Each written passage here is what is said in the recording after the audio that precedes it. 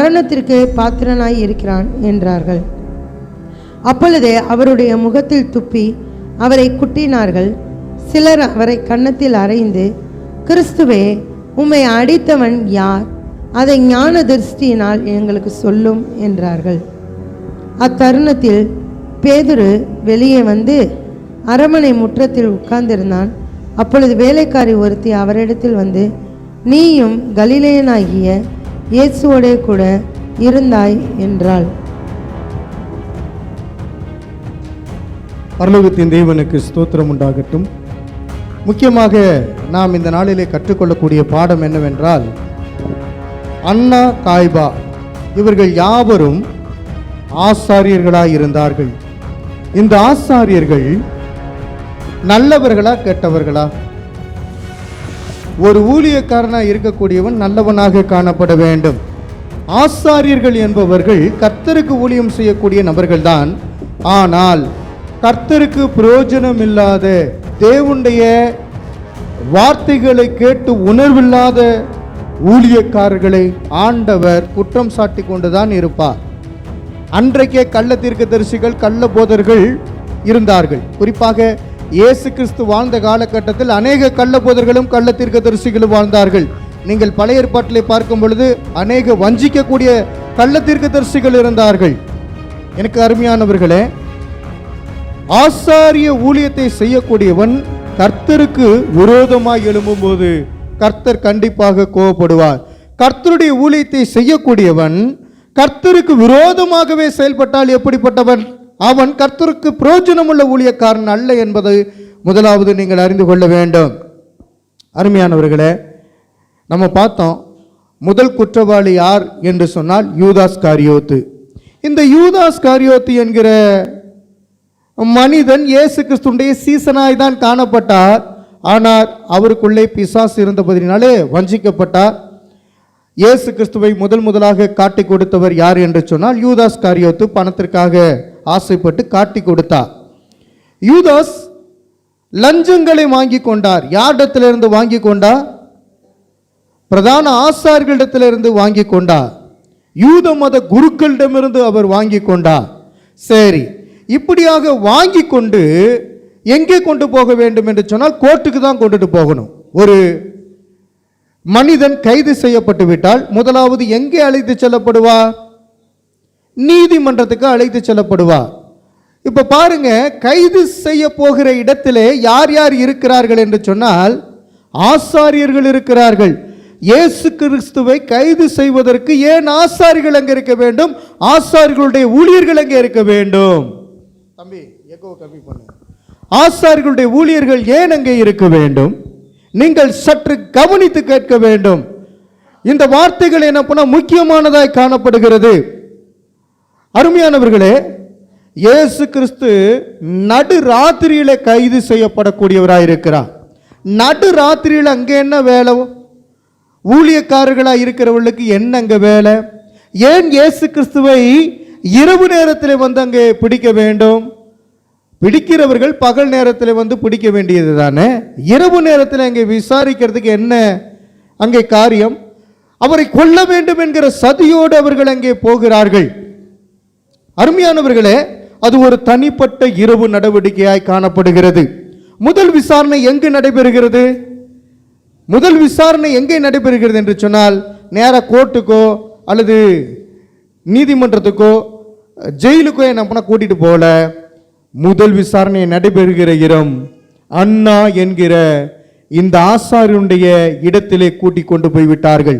இரவோடு இரவாக இயேசு கிறிஸ்து கடத்தப்படுகிறார், அப்படிதான் சொல்ல முடியும். இரவு நேரத்திலே கடத்தப்பட்டவர் இயேசு கிறிஸ்து. இயேசு கிறிஸ்துவுக்கு சாதகமானவர்கள் அங்கே இல்லை. இரவு நேரத்தில் கெத்செமனே தோட்டத்தில் ஆண்டவர் என்ன பண்ணிக்கிட்டு இருப்பார்? உங்களுக்கு தெரியும். என்ன பண்ணிக்கிட்டு இருப்பார்? ஜெபம் பண்ணி கொண்டே இருப்பார். வழக்கத்தின்படி அவர் ஜெபம் செய்ய போனார். அங்கதான் இயேசு கிறிஸ்து இருப்பார் என்பது யூதாஸ் காரியோத்துக்கு தெரியும்.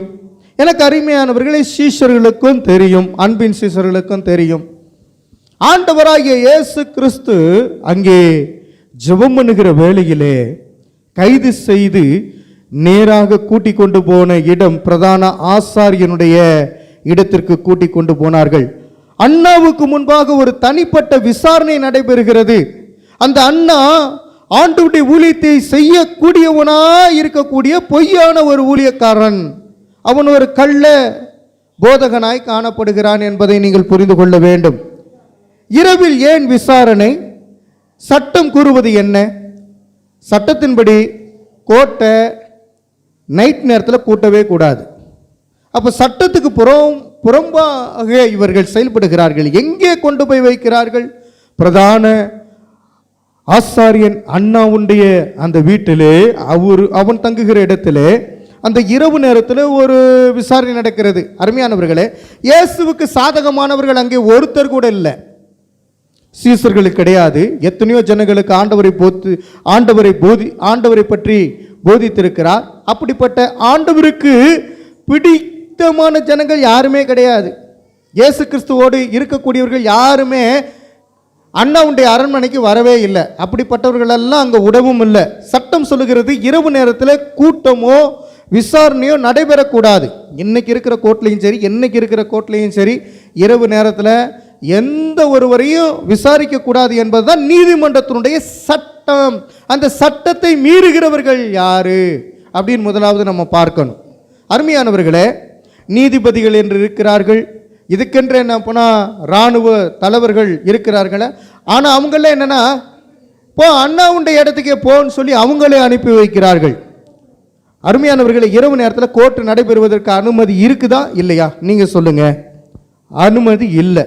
பகல் நேரத்தில் மட்டுமே கூட்டம் கூட்டணும். விசாரணை நடத்த வேண்டிய இடம் கோர்ட்டு. பகல் நேரத்தில் மட்டும்தான் அதுக்கு அனுமதி உண்டு.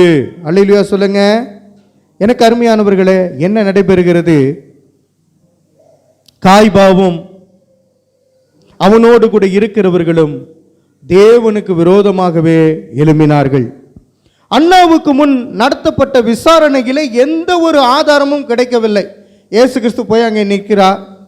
பல விசாரணைகளை அண்ணா ஒரு பெரிய ஆளாட்டம், நீதிபதியாட்டம் என்ன பண்ண விசாரிக்கிறார். அண்ணாவுக்கு என்ன வேலை?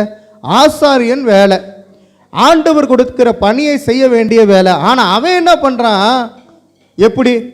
நீ எப்படி இப்படிலாம் தூஷணம் சொல்லலாம் அப்படின்னு கேட்கும்போது அதுக்கு ஒரு ஆன்சர் ஆண்டவர் பண்ணலை.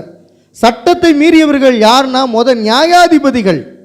அவங்க இந்த அண்ணா என்கிற இடத்துக்கு, அண்ணா இருக்கக்கூடிய இடத்துக்கு இயேசுவை அனுமதிச்சிருக்கவே கூடாது. ஆனால் குற்றவாளிகளாக யார் இருக்கிறார்கள்னா இந்த அண்ணாவுடைய கூட்டாளிகள். எனக்கு அருமையானவர்களே, நீங்கள் சரியாக கவனிக்க வேண்டும்.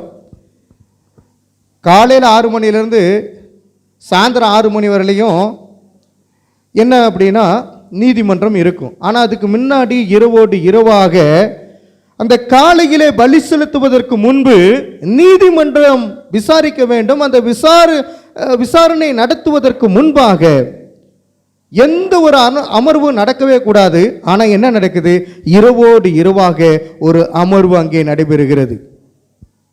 பலி செலுத்தப்படுவதற்கு முன்னதாகவே இயேசுவை பிரதான ஆசாரியனான அண்ணா விசாரித்தும் எந்த பயனும் இல்லை என்பதை நாம் புரிந்து கொள்ள வேண்டும். முதற்கட்ட விசாரணையில் அண்ணாவும் இயேசுவும் சந்தித்தது ஒரு பயனற்ற சந்திப்பாகவே மாறுகிறது. அண்ணா இயேசு கிறிஸ்துவை விசாரிக்க முடியுமா? எங்க பெரிய ஆசாரியன் யார்? மகா பெரிதான ஆசாரியன் கிட்ட போய் ஒரு அப்ப பிறந்த என்ன ஆசாரியன் போய் நின்று கொஸ்டின் கேட்க முடியுமா? எல்லாம் தெரிந்த ஞானியாகிய இயேசு என்கிற தேவன் இன்னார் என்று தெரியாத ஒரு ஆசாரியன், ஒரு ஊழியக்காரன், ஆண்டவருக்கு பயனற்றவன், அவன் விசாரித்தால் அங்கே எல்லாமே ஆன்சர் கிடைச்சிருமா? கிடைக்காதுங்க. இயேசு கிறிஸ்து அங்கே என்ன கூறுகிறார்? முதல் கட்ட விசாரணை அண்ணாவும் இயேசுவும் சந்தித்தது ஒரு பயனற்ற சந்திப்பாகவே இருக்கிறது. அண்ணா என்ன பண்றார் தெரியுமா? காய்பா கிட்ட அமுச்சு விடுறாரு. இந்த காய்பா யாருன்னு உங்களுக்கு தெரியுமா? அல்லேலூயா, மாமனார். அதாவது அண்ணா வந்து மாமனார், காய்பா வந்து மருமகன். ஆமா, காய்பா யாரு? அண்ணாவுடைய மருமகன் தான் காய்பா. அண்ணா இறுதியாக இயேசுவை கட்டி காய்பாவிடம் அனுப்பினார். இப்போது யோவான் 18ஆம் அதிகாரத்தை எடுத்துக்கொள்ளலாம். 12 முதல் 13 முடிய உள்ள வசனங்களை இப்பொழுது நீங்கள் வாசிக்க போகிறீர்கள். எல்லாரும் எடுத்துக்கொள்ள வேண்டும். யோவான் 18ஆம் அதிகாரத்தை எடுத்துக்கிட்டீங்களா? வாசிக்கலாம். 12 முதல் 13 முடிவுள்ள வசனங்களை வாசிக்க கேட்போம். அப்பொழுது போச்சேவகரும் 1000 போச்சேவருக்கு தலைவனும் யூதருடைய ஊழியக்காரரும் இயேசுவை பிடித்து அவரை கட்டி முதலாவது அவரை அன்னா என்பவனிடத்திற்கு கொண்டு போனார்கள். அவன் அந்த வருஷத்து பிரதான ஆசாரியனாகிய காய்பாவுக்கு மாமனாய் இருந்தான். காய்பாவுக்கு மாமனாய் இருந்தான். அண்ணாவிடம் கொண்டு போகப்படுகிறார், பின்னர் காய்பாவிடமும் கொண்டு போகப்படுகிறார். எனக்கு அருமையானவர்களை நாம் புரிந்து கொள்ள வேண்டும். இப்பொழுது ஒவ்வொரு சம்பவமாக நான் உங்களுக்கு சொல்கிறேன். இயேசு பொது குற்றவாளியாக கட்டப்படுகிறார். அருமையானவர்களே, நமக்கு கட்டவிழ்க்கும்படியாய் வந்தார். பாவத்திலிருந்தும் சாபத்திலிருந்தும் அநியாயத்திலிருந்தும் அக்கிரமத்திலிருந்தும் நம்மளை கட்டி வச்சிருக்கிற எல்லா விதமான கட்டுகளிலிருந்தும் கட்டவிழ்க்கும்படியாக இயேசு கிறிஸ்துவை முதலாவது கட்டுகிறார்கள். கட்டி தான் காய்பாவு கிட்ட கொண்டுட்டு போனாங்க. அருமையானவர்களே, இந்த கட்டப்பட்டு செல்வாக்கு மிக்க முன்னாள் பிரதான ஆசாரியனாகிய அன்னா என்பவரிடம் வழி நடத்தப்படுகிறார். முன்னாள் பிரதான ஆசாரியனாக இருந்தவன் தான் அன்னா. அவங்கிட்ட என்ன பண்ண கூட்டிட்டு போகிறார்கள். இயேசு 12 வயது சிறுவனாக இருந்தபோது ஆலயத்தில் இருந்த போதகர்களை ஆச்சரியமடைய செய்தபோது அன்னா பிரதான ஆசாரியனாக இருந்தான். 12 வயதில் ஆண்டவராகிய இயேசு கிறிஸ்து அருமையா என்ன பண்ண பேசுகிறார். அவர் பேசின இடம் என்ன? யாரின் மத்தியிலே பேசினார்? ஆசாரிகள் மத்தியிலே பேசினார். மூப்பர்கள் பிரதான ஆசாரிகள் என்னமே இருக்கிறார்கள்.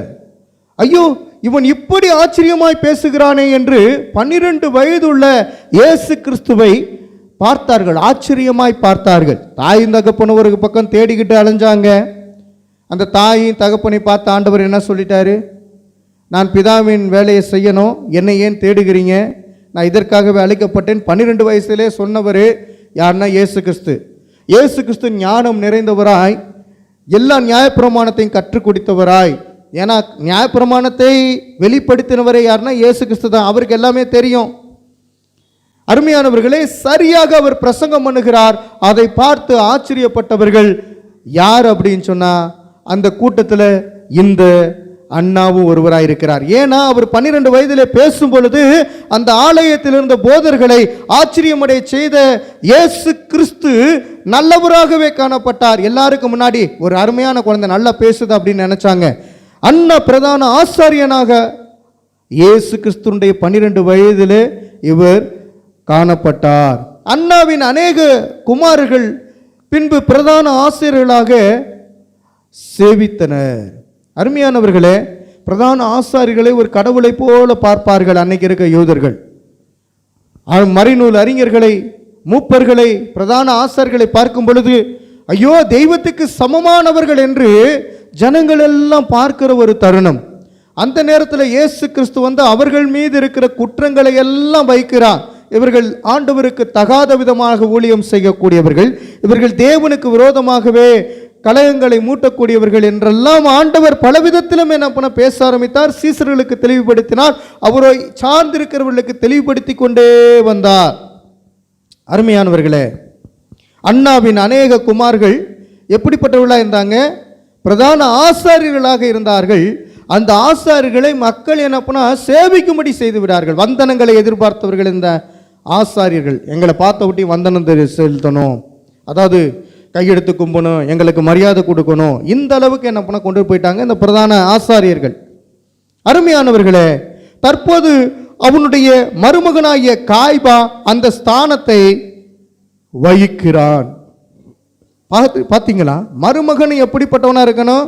ஆசாரியனை தான் இருக்கணும். ஆசாரியன், அதனால எனக்கு வரக்கூடிய மருமகனும் ஆசாரியனா இருக்கணும் அப்படிங்கிற அளவுக்கு என்ன பொண்ண கொண்டு வந்து சேர்த்துட்டான். இயேசு முதலில் அண்ணாவின் வீட்டுக்கு கொண்டு போகப்படுகிறார். எனக்கு அருமையானவர்கள், இதுதான் முக்கியம்.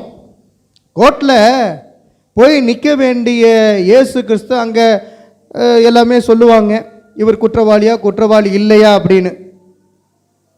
அதாவது முதல் எடுத்து விட்டு எங்கே கொண்டு போகணும் அப்படின்னு சொன்னால் பொந்தியு பிலாத்து, அந்த பொந்தியு பிலாத்துக்கிட்ட தான் கொண்டு போய் நேராக நிப்பாட்டி இருக்கணும்.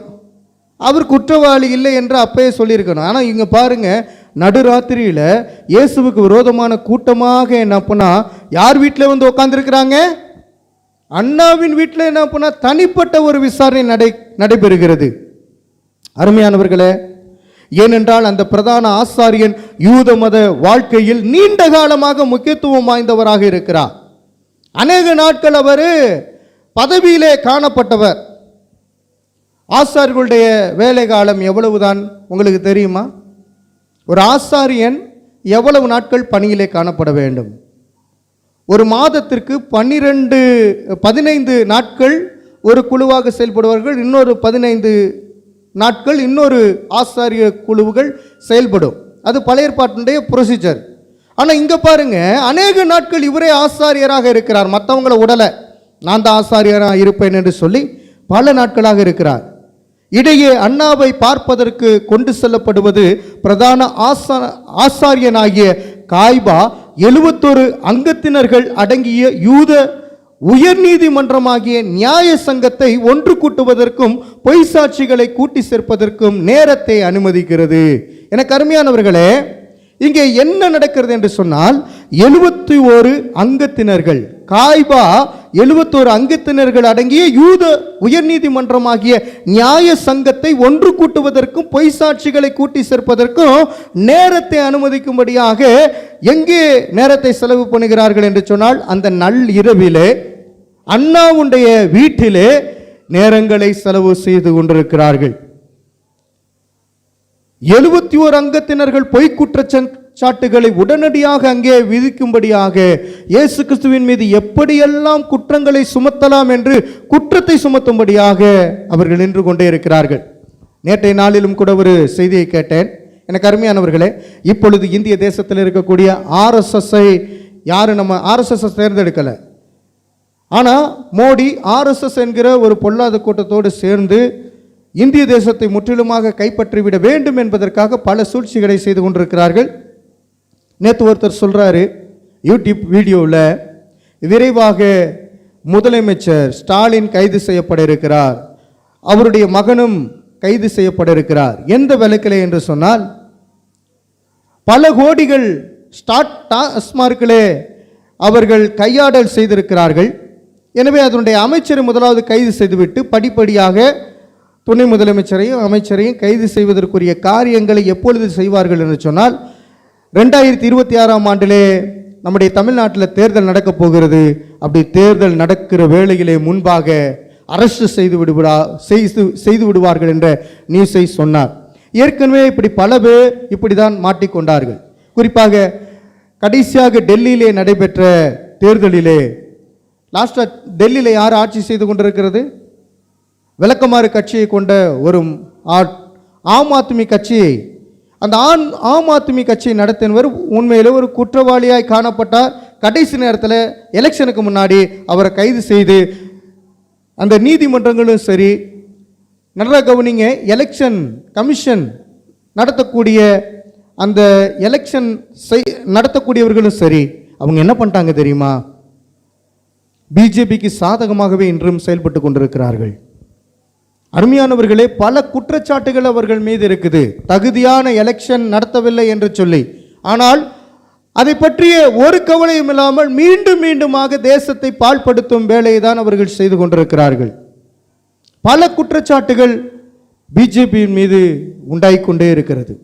இப்போ சர்வ நாடுகள்லாம் நீங்கள் பார்க்கும் பொழுது மோடி எப்படியாவது என்ன பண்ணா எடுத்துவிட வேண்டும் என்று சொல்லி ஐநாவில் என்ன பண்ண முடிவு பண்ணிக்கிட்டு இருக்காங்க. இவர் இந்திய தேசத்தை எப்படியாவது பாழ்படுத்தி விட வேண்டும் என்று இங்கே என்ன பண்ண முயற்சி செய்யும் பொழுது மேலே இருக்க நாடுகள் ஏதாவது ஒரு முயற்சியை செய்து கொண்டே இருப்பார்கள். அரசியலில் இதெல்லாம் சகஜம் அப்படின்ன மாதிரி போய்கொண்டு இருக்கிறது. ஏன்னா ஒரு குற்றமும் செய்யாத இயேசு கிறிஸ்து காட்டி கொடுக்கப்பட்டால், ஒரு குற்றமும் செய்யாத இயேசு கிறிஸ்துவை 71 அமர்வுகள் அமர்ந்த ஒரு கூட்டமானது இரவோடு இரவாக எப்படி போய் குற்றச்சாட்டுகளை இவர் மீது வைக்கலாம் என்று சொல்லி நீதிபதி நியாயம் விசாரிப்பதற்கு முன்பாகவே குற்றச்சாட்டுகளை எழுதி வைக்கிறார்கள்.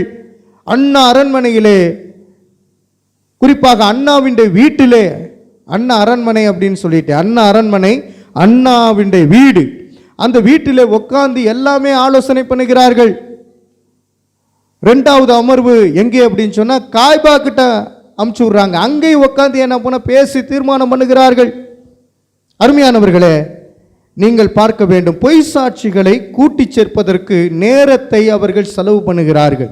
இன்னைக்கு எங்கே பார்த்தாலும் என்னென்ன, பொய்யை எப்படியெல்லாம் திரித்து பேசலாம், எப்படியெல்லாம் பொய் சொல்லி ஏமாற்றலாம், வஞ்சிக்கலாம் அப்படின்னு சொல்லி நல்லவர்களை குற்றப்படுத்துவதற்காகவே அநேக பேர் உட்கார்ந்திருக்கிறாங்க. பிரதான ஆசாரியனாகிய அண்ணா இப்போது இயேசுவை, அவருடைய சீசர்களை பற்றியும் அவருடைய போதகத்தை பற்றியும் கேள்வி கேட்கிறார். எதை பற்றியெல்லாம் அண்ணா கேள்வி கேட்கிறாரு? சீசர்களை பற்றி கேள்வி கேட்கிறார். நீ எப்படி அவங்களை செலக்ட் பண்ண, உன் போதகம் தவறானது அப்படின்னு சொல்லி குற்றச்சாட்டுகளை வைக்கிறார். நான் வெளியரங்கமாய் உலகத்துடனே பேசினேன், ஜெப ஆலயங்களிலேயும் யூதர்கள் எல்லாரும் கூடி வருகிற தேவாலயத்திலேயும் எப்பொழுதும் உபதேசித்தேன். அந்தரங்கத்திலே நான் ஒன்றும் பேசவில்லை. நீர் என்னிடத்தில் விசாரிக்க வேண்டியது என்ன? நான் சொன்னவைகளை கேட்டவர்களிடத்தில் விசாரியும், நான் பேசினவைகளை அவர்கள் அறிந்திருக்கிறார்களே என்ற ஆன்சர் அங்கே ஆண்டவர் பண்ணுகிறார். எனக்கு அருமையானவர்களே, நான் குற்றவாளியா? நான் எப்போதும் போல என்ன பண்ண பேசுகிறேன்? நீ தான் ஆசாரியன், தேவாலயத்தில் பலமுறை நான் வந்து பிரசங்கம் பண்ணியிருக்கிறேன்ல, உனக்கு தெரியாதா? நான் பலமுறை என்ன பண்ண ரோட்டில் நின்று பிரசங்கம் பண்ணியிருக்கேனே, நீ அதெல்லாம் பார்த்துருக்கீங்களே, என் சீசர்கள்லாம் யாருன்னு உனக்கு தெரியும்ல, ஏன் இப்போ வந்து என்னை விசாரிச்சுக்கிட்டு இருக்க? ஜெப ஆலயங்களிலே யூதர்கள் எல்லாம் கூடி வருகிற தேவாலயத்திலே எப்பொழுது உபதேசித்திருந்தேன், அந்தரங்கத்திலே நான் ஒன்றும் பேசவில்லை, நீர் என்னிடத்தில் விசாரிக்க வேண்டியது என்ன என்று ஆண்டவர் கேட்கிறார். நீ என்கிட்ட எப்படி விசாரிக்கலாம்? அந்த இரவு நேரத்தில் தனியாக கூப்பிட்டு விசாரிக்கிறதே சட்டப்படி தவறு. நான் சொன்னவைகளை கேட்டவரிடத்திலே நீ விசாரி. நான் என்ன சொன்னேன் அப்படிங்கிறத யாரு கேட்டாங்களோ அவங்கள கூப்பிட்டு வச்சு விசாரி. நான் பேசினவர்களே அவர்கள் அறிந்திருக்கிறார்கள் அப்படின்னு ஆண்டவர் சொல்லி பார்க்கிறார். அப்போது இயேசுவின் அருகில் நின்று கொண்டிருந்த சேவகரில் ஒருவன் அவரை முகத்தில் அறைந்தான். அரைஞ்சிட்டு இவ்வாறாக சொல்லுகிறான், பிரதான ஆசாரியனுக்கு இப்படியா உத்தரவு சொல்லுவது? எங்க ஆளு பெரிய ஆளு, பிரதான ஆசாரியன், எல்லா பேரும் மதிக்கிறாங்க, எல்லா பேரும் என்ன பண்ண அவருக்கு முன்னாடி கையை கட்டி வாயை பொத்தி அவருக்கு பணிந்து நடக்கிறார்கள். ஏன்னா இப்போ இருக்கிறார்ல போப்பாண்டவருக்கு செய்கிற மாதிரி தான். போப்பாண்டவர் ஆண்டவரா? நம்முடைய தேவனாகிய கர்த்தர் ஆண்டவர். அவருக்குரிய மரியாதை எங்கே, அவருக்குரிய கனம் எங்கே என்று தான் வேதவசனம் சொல்லுகிறது. பல்லார்னு இயேசுவை யாரை அடிக்கிறான்? பக்கத்தில் இருக்கிற ஒருத்தன் சேவகன் என்ன பண்ண அடிக்கிறான். சேவகனுக்கு இயேசு கிறிஸ்துவை அடிக்கிறதுக்கு முதல் அதிகாரம் இருக்கா? அருமையானவர்களே, தவறாய் அவர்கள் நிப்பாட்டி வைத்திருக்கிறாங்க. இரவு நேரத்தில் கொண்டு போய் அதில் ஒரு சேவகன் அடிக்க விட்டு வேடிக்கை பார்த்துக்கிட்டு இருக்காங்க பாருங்க. சேவகன் அடிச்சுட்டு என்ன சொல்றான்? இப்படியா உத்தரவு சொல்லுவது? ஒழுங்கா உத்தரவு சொல்லு, என்ன நீ பாட்டுக்கு எடுத்து பேசுற அப்படின்னு ஆண்டவராக இயேசு கிறிஸ்துவிடத்தில் இவன் அதட்ட ஆரம்பிக்கிறான். நான் தகாத விதமாய் பேசினது உண்டானால் தகாததை ஒப்புவி என்று அவனிடத்தில் ஆண்டவர் பேசுகிறார். நான் தகுதியாய் பேசினாகில் என்னை ஏன் அடிக்கிறாய் என்று இயேசு பதிலளிக்கிறார். எப்படி ஒரு சேவகன்கிட்ட ஆண்டவர் என்ன பண்ண பேச ஆரம்பிக்கிறார்? நான் தகாத விதமாய் பேசினேனா? தகாத விதமாய் பேசியிருந்தா என்னை அடிச்சிருக்கலாம். நான் தகுந்த கேள்விகளோடு நான் கேட்கிறேன், அதற்கு பதில் சொல்வதற்கு உங்களிடத்தில் பலன் இல்லையா அப்படின்னு ஆண்டவர் கேட்கிறார். நான் தகாத விதமாய் பேசினது உண்டானால் தகாததை ஒப்புவி, என்ன தப்பா பேசிட்டேன் நீ சொல்லு அப்படிங்கிறார். அதற்கு அவனால் பதில் பேச முடியுமா? இந்த பரிமாற்றத்திற்கு பிறகு அண்ணா காய்பாவிடத்திற்கு இயேசுவை கட்டுண்டவராக அனுப்புகிறான். ஆண்டவர் பாருங்க அந்த இடத்துல ஜெயிச்சு வந்துடுறாரு. நான் என்ன தப்பு பண்ணேன் உன்னால் நிரூபிக்க முடியுமா? நான் குற்றவாளினா நீ சொல்ல முடியுமா? நீ மற்றவங்ககிட்ட என்னை பற்றி கேட்டுப்பாரு, நான் என்ன பிரசங்கம் பண்ணேன்னு கேட்டுப்பாரு, அவங்கள கூப்பிட்டு கேட்டுப்பாரு அப்படின்னு சொல்லும் பொழுது இயேசு கிறிஸ்துவை யாரும் குற்றம் சாட்டுவதற்கு ஒரு நபரும் இல்லை. ஏன்னா இயேசு கிறிஸ்து குற்றம் செய்யாதவர். அதற்குள் எல்லா பிரதான ஆசாரியர்களும் மூப்பர்களும் வேதபாரகரும் முழு நியாய சங்கமும் ஒன்று கூட ஆரம்பித்து விட்டார்கள். காய்பாவின் அரண்மனைக்குள்ளாக அனுப்பி வைக்கும் பொழுது எல்லா பேருமே இயேசுவின் மீது யார் யாரெல்லாம் கடும் கோபத்துடனும் சினத்துடன் இருந்தார்களே, குறிப்பாக பிசாசு பிடித்த மனிதர்கள் அனைவரும் ஒன்று சேர ஆரம்பித்தார்கள். எல்லா பிரதான ஆசாரிகளும் ஒன்று சேர்ந்து விட்டாங்க. அருமையானவர்களே, இயேசு பழைய உடன்படிக்கையிலிருந்து புதிய உடன்படிக்கைக்குரிய ஒரு மாற்றத்தை ஏற்படுத்தினார். அதை புரிந்து கொள்வதற்கு அவங்களுக்கு புரியவில்லை. பைபிளை தான் எடுத்து ஆண்டவர் பேசுகிறார். ஆனால் பைபிளின் படி தான் நாங்கள் நடக்கிறோம் என்று அவர்களும் சொல்லுகிறார்கள். ஆண்டவராகிய இயேசு கிறிஸ்து உண்மையை சொல்லுகிறார். உண்மையை புரிந்து கொள்வதற்கு பிரதான ஆசாரியர்களுக்கோ மற்ற ஆசாரியர்களுக்கோ அவர்கள் விருப்பம் படல, ஆண்டுடைய உபதேசத்தை கேட்கல. வேதபாரகரும் முழு நியாய சங்கமும் ஒன்று கூட ஆரம்பித்து விட்டார்கள். அவர்கள் ஒன்று கூடும் இடம் காய்பாவின் வீடாக இருந்தது. ஒன்று கூடிய இடம் என்ன இடம்? காய்பாவின் வீடாக காணப்படுகிறது. ஒரு பஸ்கா இரவன்று இப்படிப்பட்ட விசாரணையை நடத்துவது யூத சட்டத்துக்கு விரோதமானது என்பது தெளிவாக இருக்கிறது. ஆனால் இது எப்படிப்பட்டது? இது அந்த தலைவர்களை அவர்களுடைய பொல்லாத நோக்கத்திலிருந்து பின்வாங்க செய்யவில்லை. ஏன்னா பொல்லாத மனிதர்கள்லாம் ஒன்று சேர்ந்துட்டாங்க. இப்போ ஆண்டவருக்கு எப்படியா தண்டனை பெற்றுத்தர வேண்டும் என்ற நோக்கத்தோடு அவர்கள் செயல்பட உடனே ஆரம்பித்தார்கள். பல வாரங்களுக்கு முன்பு என்ன நடந்தது? இயேசு கிறிஸ்துவை இப்படி கட்டி கூட்டிட்டு வர்றதுக்கு முன்னாடி என்ன நடக்குது என்பதை நான் உங்களுக்கு சொல்லுகிறேன். இயேசு லாசருவை உயிர்த்தெழுப்பிய போது ஆண்டவராய் இயேசு கிறிஸ்து லாசரை உயிர்த்தெழ வைத்தாரா இல்லையா? உயிர்த்தெழ வைத்தார். அப்ப என்ன நடந்தது? அவர் மரிக்க வேண்டும் என்று நியாய சங்கம் அவர்களுக்குள்ளே ஏற்கனவே தீர்மானித்திருந்தது. இயேசு மரித்த ஒரு லாசரை உயிரோடு எழுப்பும் போதே இது பிடிக்கல. அவர் உயிரோடு எழுப்புறாரா? நோ, அவரை கொலை செய்யணும்னு சொல்லி ஏற்கனவே நியாய சங்கம் அவர்களுக்குள்ளே தீர்மானித்திருந்தது. 2 நாட்களுக்கு முன்பு புதன்கிழமை அன்று மத அதிகாரிகள் இயேசுவை தந்திரமாய் பிடித்து கொலை செய்ய வேண்டும் என்று ஒன்று கூடி ஆலோசனை செய்தார்கள். எனக்கு பாருங்களேன் அருமையானவர்களே, வெள்ளிக்கிழமை ஆண்டவராய் இயேசு கிறிஸ்து என்ன பண்ணப்படுகிறார்? கைது செய்யப்படுகிறார்.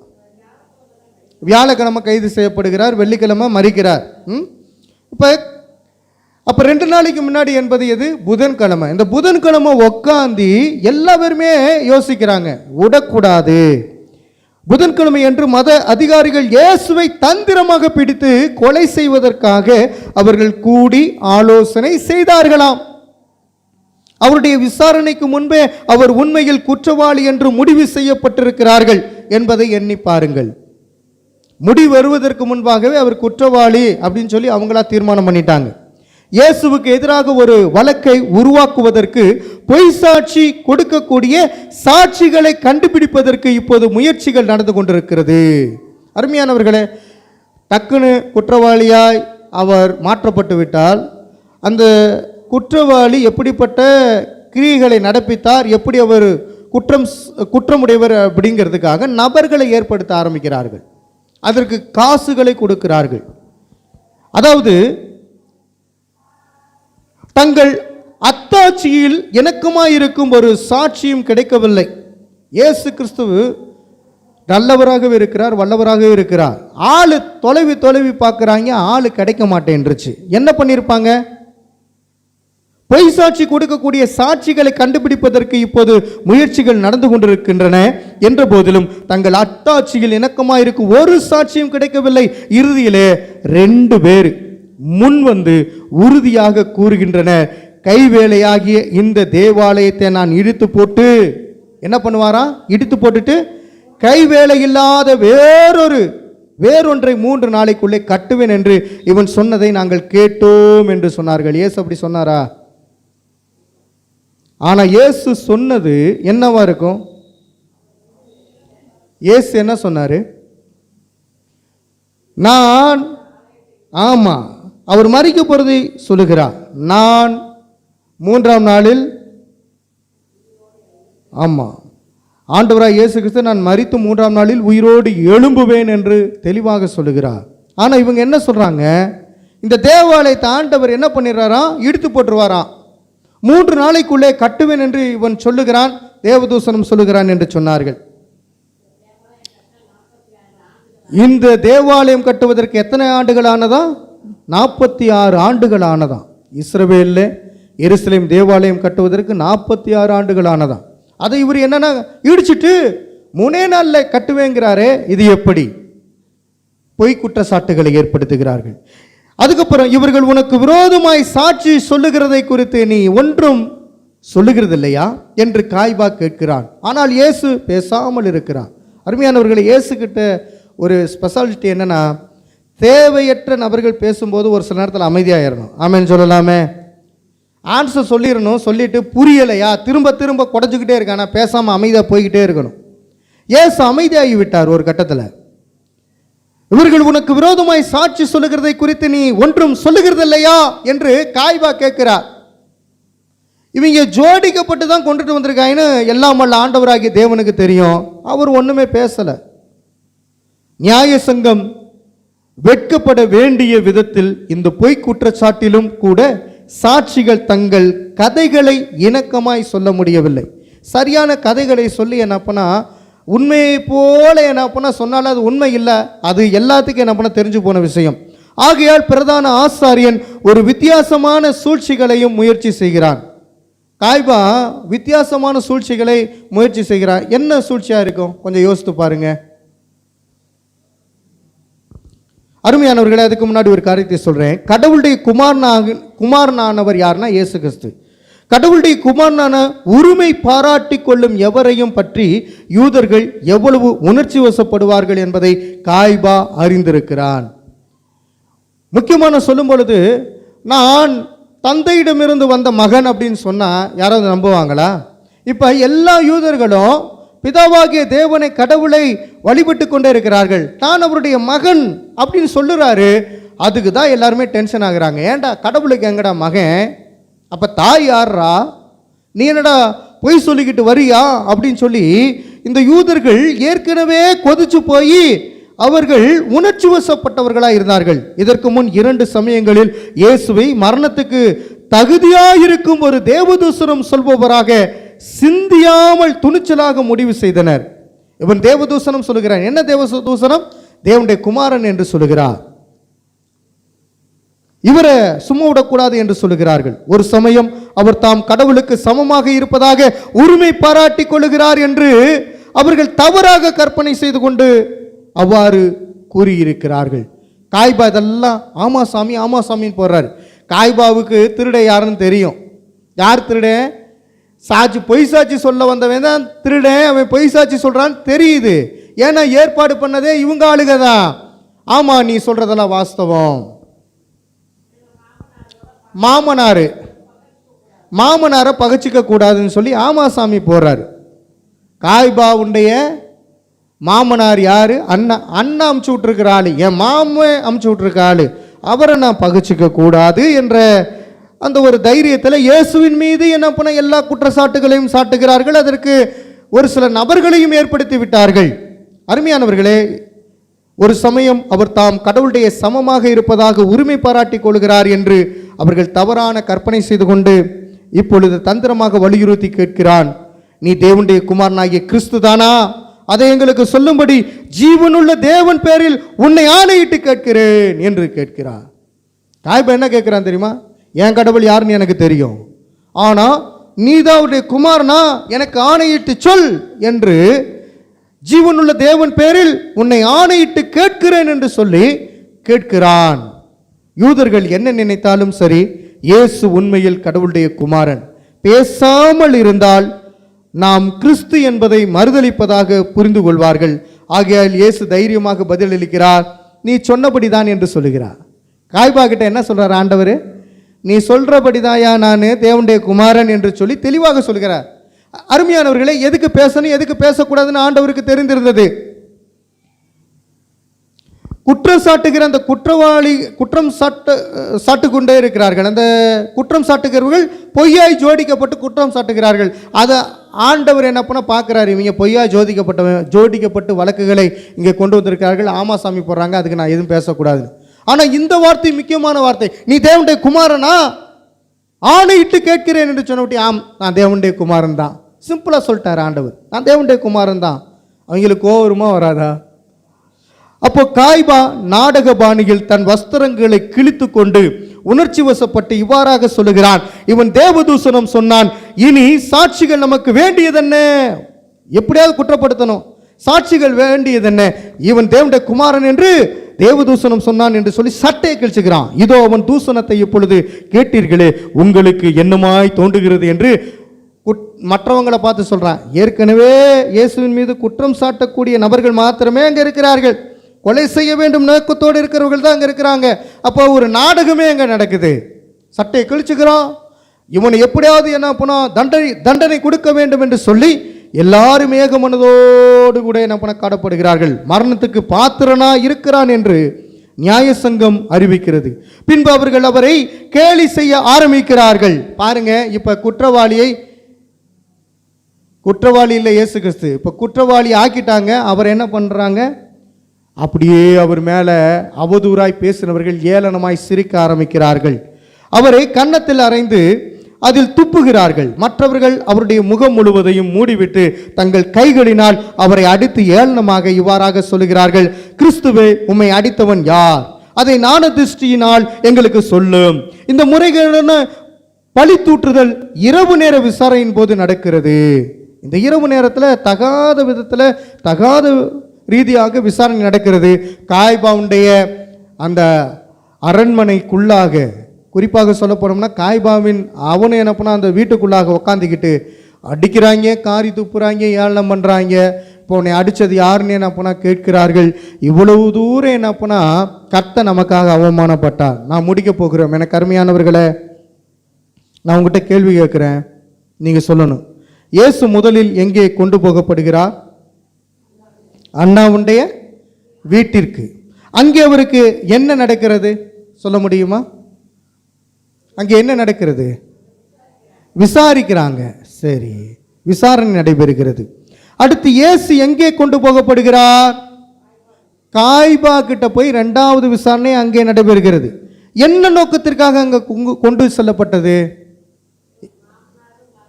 மாமனாரும் மருமகனும் ஒத்து பேசக்கூடிய நபர்கள், அதனால அங்கே போகிறது. சரி, என்ன நோக்கத்துக்காக? இந்த நோக்கத்துக்கு மட்டுமா? அவரை எப்படியாவது கொலை செய்யணும் அப்படின்னு ஏற்கனவே கூடி பேசியிருக்கிறாங்க. இயேசு மரணத்துக்கு தகுதியானவர் என்பதை காய்பா எவ்வாறு நியாய சங்கம் அறிவிக்குமாறு செய்கிறான்? நியாய சங்கத்துக்கு அறிவிக்க வேண்டும் என்பதற்காக எப்படிப்பட்ட காரியங்களை செய்கிறான்?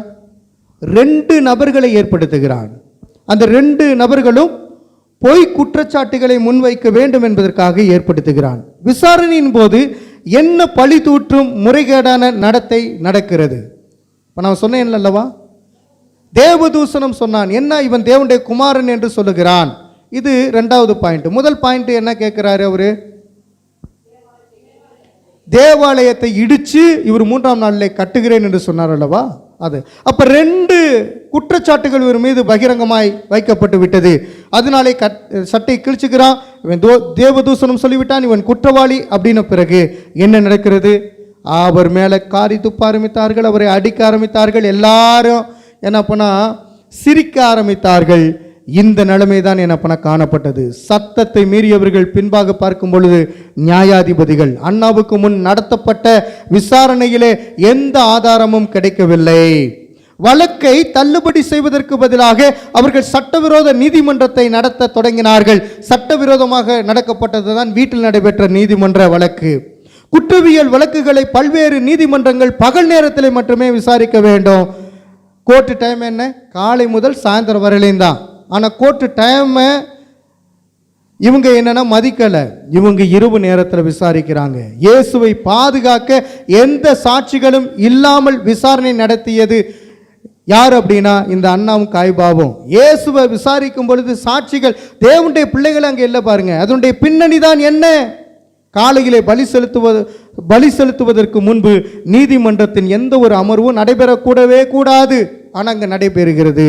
ஆனால் பலி செலுத்தப்படுவதற்கு முன்னதாகவே இயேசுவை பிரதான ஆசாரியனான அண்ணா விசாரித்தும் எந்த பயனும் இல்லை. இந்த முதற்கட்ட விசாரணை தொடர்ந்து 2ஆம் கட்ட விசாரணையும் நடைபெற்றது. இப்பொழுது நாம் யோசித்து பார்ப்போம். குற்றம் சாட்டப்பட்டவர் இயேசு கிறிஸ்து. ஒரு குற்றமும் அவர் செய்யவில்லை. எனக்கு அருமையானவர்களே, காரணமில்லாத குற்றச்சாட்டுகள், காரணமில்லாமல் உங்களையும் குற்றச்சாட்டுவார்கள். அதான் இயேசு கிறிஸ்து சொல்லுவார் அல்லவா, பச்சை மரத்துக்கே இந்த கதி என்றால் பட்ட மரத்துக்கு என்ன நேரிடுமோ. குற்றம் செய்யப்பட்டவனை கூட ஒரு சில நேரத்தில் ஆண்டவர் மன்னித்து விடுகிறார். ஆனால் குற்றவாளியா இல்லாத இயேசுவை இவர்கள் தண்டித்தார்கள். கண்களை மூடுவோமா, ஜெபிப்போமா? உண்மையான ஆதாரம் இல்லை. நீதிமன்றம் இயேசுவுக்கு சாதகமாக இல்லை. நீதிமன்றத்தில் சமர்ப்பிக்கப்பட்ட ஒரே ஆதாரம் பொய் சாட்சிகள் மட்டுமே. இயேசுவின் விசாரணை ஒரே நாளில் முடிவடைந்ததால் இது சட்டவிரோதமாக இருக்கிறது. மரண தண்டனைக்கு உட்பட்ட நபரை ஒரே நாளில் தூக்கிலிட மாட்டார்கள். விசாரணை சரியாக முடிந்து அடுத்த நாளில் தான் மரண தண்டனை விதிப்பார்கள். ஆனால் ஆண்டவராகிய இயேசு கிறிஸ்துவுக்கு ஒரே நாளில் எல்லாமே நடக்கிறது. எனக்கு அருமையானவர்களே, நம்ம அப்படியே ஒப்பு கொடுப்போமா? இயேசுவே உமக்கு ஸ்தோத்திரம் அப்பா. இந்த வேளையிலும் கூட உம்மை விசாரித்தார்கள், சட்டவிரோதமாக விசாரித்தார்கள். எங்களுக்கு இந்த கதி ஆண்டவரே, இன்றைக்கு நாட்டிலே நடக்கக்கூடிய ஆண்டவரே பொல்லாத ஆட்சியாளர்களுடைய காலகட்டத்திலே நாங்கள் இந்திய தேசத்தில் வாழ்ந்து கொண்டிருக்கிறோம். சட்டவிரோதமாக ஆண்டவரே ஊழியர்களை கொலை செய்கிறார்கள், ஊழியர்களை நாடு கடத்துகிறார்கள், ஊழியர்களுடைய குடும்பத்தை சின்னபனமாக்குறார்கள், சபையிலே பாழ்படுத்துகிறார்கள். சபையில் இருக்கிற ஆண்டவரே சேர், பென்ஸு, ஆண்டவரே இது மாத்திரமல்ல கீபோர்டு, இன்னும் உள்ளே நுழைந்து கட்டிடங்களை சேதப்படுத்துகிறார்கள். தேவனுடைய ஆலயத்தை கெடுக்கிறார்கள். இருதயத்திலே நீர் தங்குகிறீர், இன்றும் உயிரோடு இருக்கிறீங்க. அன்பின் ஆண்டவராகிய கர்த்தாவை நான் ஒப்பு கொடுக்கிறேன். கடவுளின் யோவான் சொன்னார், நான் ஒரு அற்பன், ஒரு நீசப்பாவி, எனினும் என்னால் இயன்ற உதவிகளை ஏழை மக்களுக்கு செய்யாமல் இருக்க முடியுமா என்று சொல்லி 1495 முதல் 1550 வரை கடவுளின் யோவான் என்று பெயர் பெற்றிருக்கிற தேவனுடைய மனிதன் சொன்னார், ஏழைகளுக்கு நான் உதவி செய்ய வேண்டும் என்று சொல்லி. ஆண்டவராகிய இயேசு கிறிஸ்து இந்த பூமியிலே வந்து ஏழைகளுக்கு உதவி செய்தது ஒரு குற்றமா? அவர் மீது குற்றத்தை வைத்தார்கள். உங்கள் மீதும் ஒரு சில நேரத்தில் குற்றத்தை வைக்க பிசாசானவன் தீவிரிப்பான். பொறுமையாக சகித்துக்கொண்டு கிறிஸ்துவை போல பாடுகளை ஏற்றுக்கொண்டு அவர் வருமளவும் தேவனுக்குள்ளாக நிலைத்து நிற்க வேண்டும் என்று ஆண்டவர் விருப்பப்படுகிறார். ஒருவேளை உங்களுக்கு மரண தண்டனை கூட விதிக்கிறதுக்கு அவங்க தயங்க மாட்டாங்க. கர்த்தருடைய பிள்ளைகளை கொலை செய்ய வேண்டும் என்ற நோக்கத்தோடு இருப்பார்கள். நாம் கர்த்தருடைய விதிமுறையின்படி கர்த்தருக்காக வாழ்ந்து முன்னேற நம்ம ஒப்பு கொடுப்போம். ஆண்டவராகிய கர்த்தாவே, இந்த செய்தியை கேட்பதற்காக எங்களை ஆயத்தப்படுத்தினீரே உமக்கு நன்றி. தேவாவியானவர் தொடர்ந்து நடத்துங்க. எல்லாம் வல்ல ஆண்டவராகிய இயேசு கிறிஸ்துவின் வழியாக ஒப்பு கொடுத்து ஜெபிக்கிறோம். ஜெபம் கேளும் ஜீவனுள்ள நல்ல பிதாவே, ஆமேன் ஆமேன். என் ஆத்துமாவே கர்த்தரை ஸ்தோத்திரி, என் முழு உள்ளமே பரிசுத்த நாமத்தை ஸ்தோத்திரி. என் ஆத்துமாவே கர்த்தரை ஸ்தோத்திரி, கர்த்தர் செய்த சகல உபகாரங்களை மறவாதே. ஆமேன். கர்த்தர் உங்களை ஆசீர்வதிப்பார்.